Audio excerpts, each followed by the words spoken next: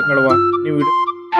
नमस्कार मित्रांनो, तुमचं स्वागत आहे आपल्या या नवीन ब्लॉगमध्ये। आज आपण शेगाव सिरीजचा तिसरा भाग पाहणार आहोत, कारण हा अनुभव एका भागात समाविष्ट करणे शक्य नव्हतं। पावसाचा जोर जसा कमी झाला तसेच आम्ही निघालो गाडीजवळ आणि लगेच आम्ही गाडीमध्ये बसलो आणि गाडीत बसल्यानंतर आम्ही निघालो महालक्ष्मी मंदिराच्या दिशेने। थोड्याच वेळात आम्ही मंदिराजवळ पोहोचलो। हे मंदिर बघायला खूप सुंदर आहे। तेव्हा जमतेम संध्याकाळचे 6:30 वाजले होते। मंदिराच्या आतमध्ये महालक्ष्मी मातेची मूर्ती आहे आणि तिथे खाली एक भुयारघर आहे।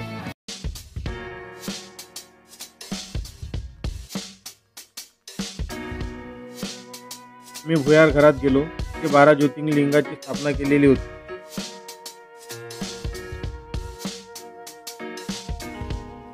मी एक ज्योतिर्लिंगाचे दर्शन घेतले।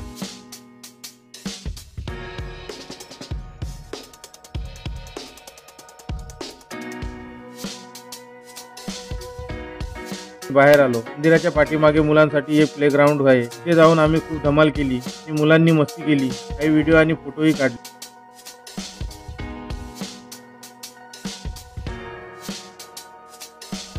मित्रांनो, आजचा शेगावचा तिसरा ब्लॉग मला कसा वाटला कृपया कमेंट मध्ये कळवा आणि व्हिडिओला लाईक व चॅनलला सबस्क्राईब करायला विसरू नका। जय लक्ष्मी माता।